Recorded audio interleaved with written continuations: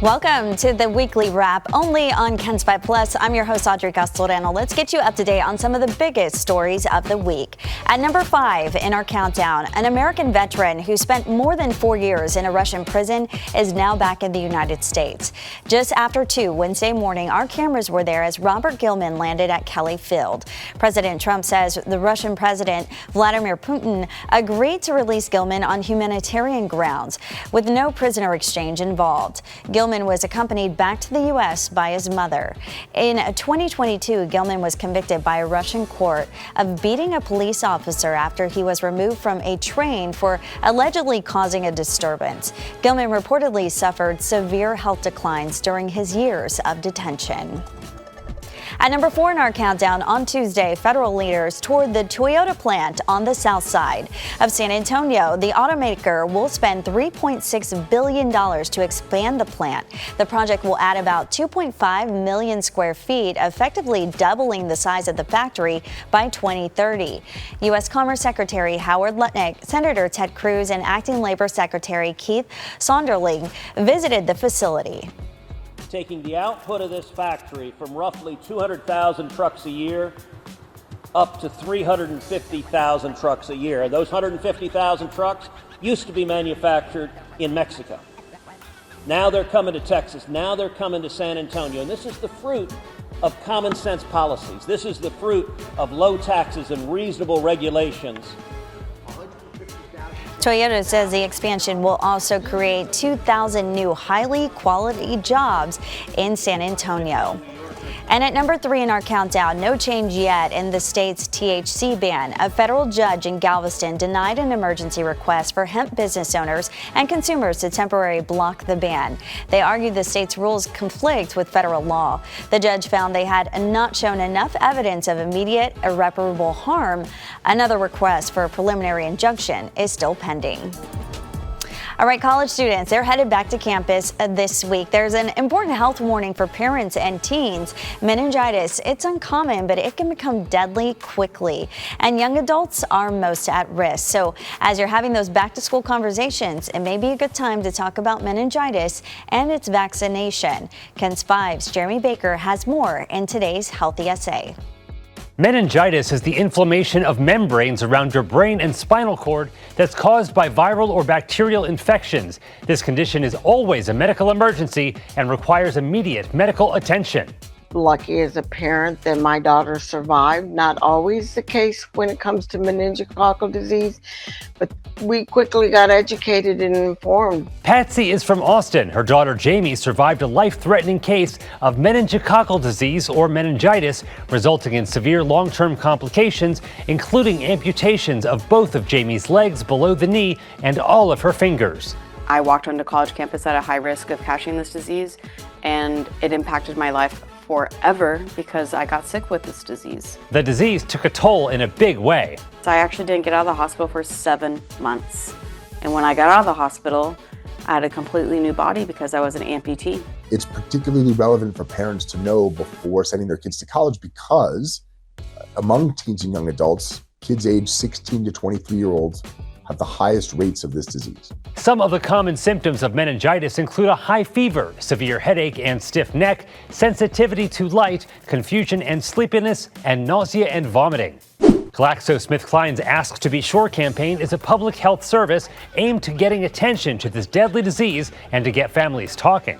Created to help educate and empower parents of their teens and their young adults to, ask the questions about meningococcal disease and the risk and vaccinations that are out there. To learn more about meningitis and the Ask to Be Sure campaign, head to this story on KENS5.com. In the studio, Jeremy Baker, KENS 5. Great information there. The weekly wrap is back after this. I'm Audrey Castellano, your morning anchor at KENS 5. San Antonio has been a part of my story for as long as I can remember. It's where my family found its rhythm, where I'm proud to give back by working with our local nonprofits, because investing in our community is what keeps San Antonio strong. From sunrise to sundown, our city keeps moving. So when news moves fast, you need a team that moves with you. Make the move to San Antonio's #1 streaming newscast. Watch anytime, anywhere, weekdays 4:30 to 9 on KENS 5. I'm Henry Ramos, your anchor at KENS 5. San Antonio's been home for nearly a decade, so I don't just report about our community, I belong to it. That is why we care so deeply about getting it right. And when local journalism is done right, it doesn't sit still, it moves. It moves us to act, it moves us forward, and it can even move our hearts. And at KENS 5, we're here for all of it. These are the stories that move San Antonio. I'm Sarah Duran, your morning traffic anchor at KENS 5. Mornings start with strong coffee, good breakfast tacos, and a race to beat traffic on I-35. Born and raised here, I'm a proud graduate of Marshall High School. This is my home, so I know these roads and the best ways around them. From the rush on 410 to the backups along 1604, I've got your commute covered. Because when your mornings are on the move, so are we. Make the move to San Antonio's #1 streaming newscast. Watch anytime, anywhere, weekdays 4:30 to 9 on KENS 5. Welcome back to the Weekly Wrap. At number 2 in our countdown, Boerne Little League is now heading to Williamsport for the World Series. This after a judge's ruling on Monday that let the team facing uncertainty onto the field and in the courtroom. Before Boerne punched their ticket to the Little League's World Series, officials had disqualified the Tulsa Little League team for using an ineligible player. But a Waco district judge issued a temporary restraining order reinstating the Tulsa team. Boerne was scheduled to play Tulsa Tuesday night to once again secure their spot, but just before the game time, a judge vacated the temporary restraining order. So now Boerne can prepare for its trip to the World Series that will begin next week. This will be the second time the Boerne team has made it to the event in the last 3 years. Good luck to them.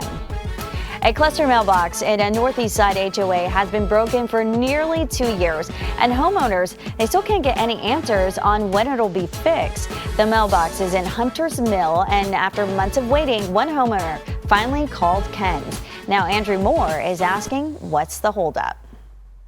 Local families say this cluster mailbox here has been broken since at least late 2024, and it's still broken today. The U.S. Postal Service says it is the HOA's job to fix this, so we reached out to both the HOA management company and the local board to ask, why has this gone on for so long?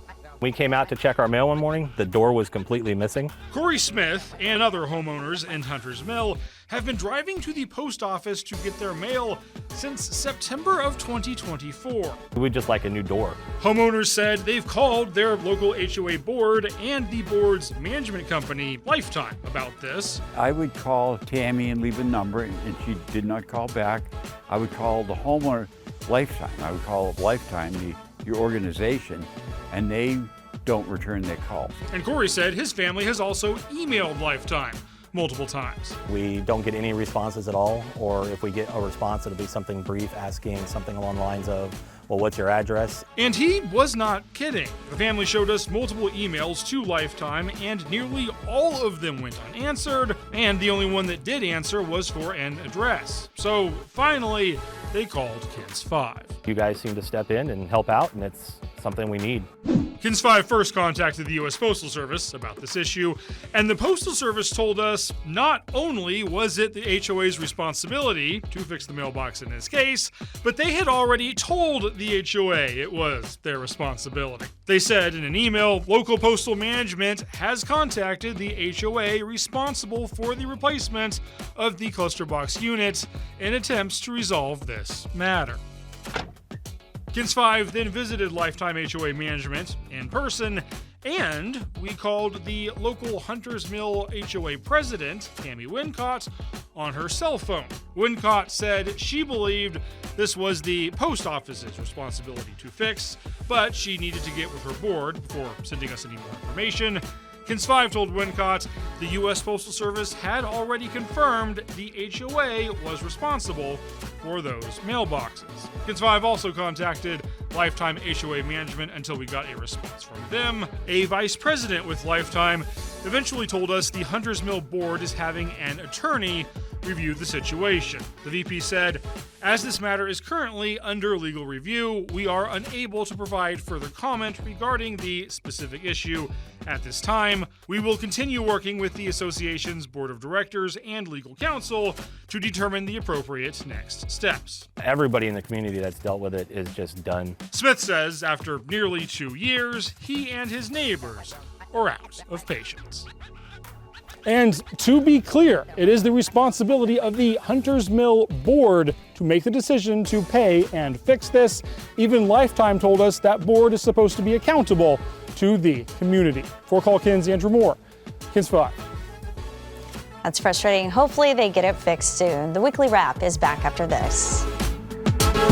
I'm Barry Davis, your morning news anchor at Kins 5. San Antonio's been my home for 23 years. It's where I met my wife, raising my kids, and built a life I'm proud of. This city means everything to me. That's why I'm proud to be a part of a team that's committed to keeping you informed and connected. Because when news moves fast, you need a team that moves with you. Make the move to San Antonio's #1 streaming newscast. Watch anytime, anywhere, weekdays 4:30 to 9 on Kins 5. I'm Isis Romero, anchor at Kins 5. San Antonio has been home for more than a decade. I don't just report about our community, I belong to it. That's why we care so deeply about getting it right. And when local journalism is done right, it doesn't sit still, it moves. It moves us to act, it moves us forward, and it can even move our hearts. And at Kins 5, we're here for all of it. These are the stories that move San Antonio. I'm Paul Morellis, your morning meteorologist at Kins 5. You know, I've called San Antonio home for 23 years. When I'm not tracking storms, you'll probably find me on the Canyon Springs Golf Course or spending time with the family.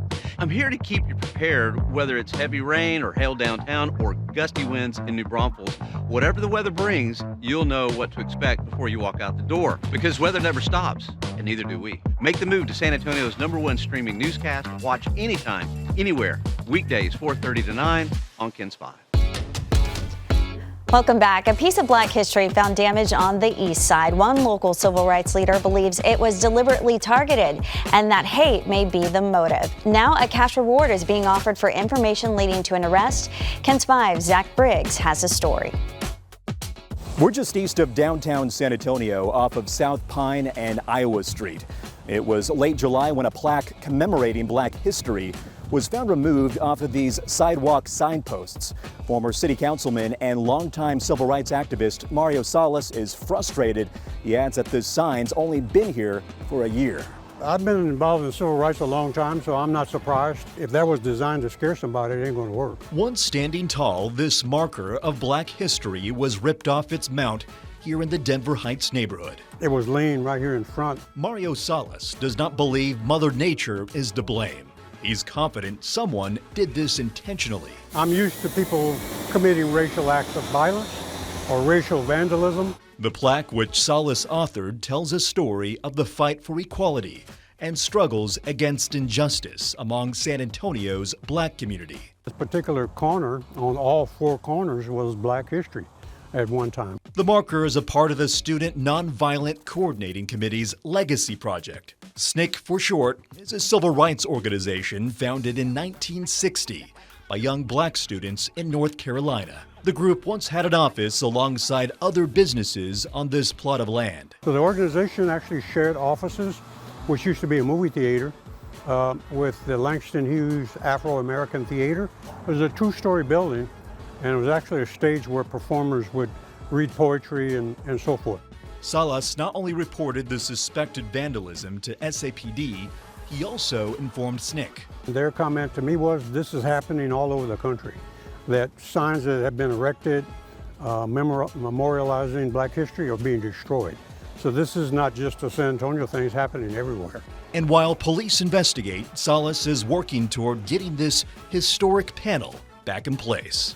To be able to tell people what was here, the history of a particular area is what's important. You'll need a tractor to take the next one down. Meantime, the neighborhood's First Alliance is offering a $1,000 reward for any helpful information that could assist police in their investigation. On the east side, Zach Briggs, Kins 5. And at #1 in our countdown, U.S. Representative Joaquin Castro and other Texas lawmakers are calling out 6 Bexar County cities to end their partnership with ICE. Those include Hollywood Park, St. Hedwig, China Grove, Balcones Heights, Sandy Oaks, and Von Army. The partnerships, authorized under Texas Senate Bill 8, allow local law enforcement officers to carry out certain federal immigration enforcement duties, like detaining people they suspect may be in the country illegally. Lawmakers argue small police departments are turning to these these agreements in part because they can provide additional federal funding. Castro said local police should focus on serving their communities rather than carrying out federal immigration enforcement. All right, thanks for joining us for this week's episode of the Weekly Wrap, only on KENS 5 Plus. Be sure to join us next week. We'll see you then.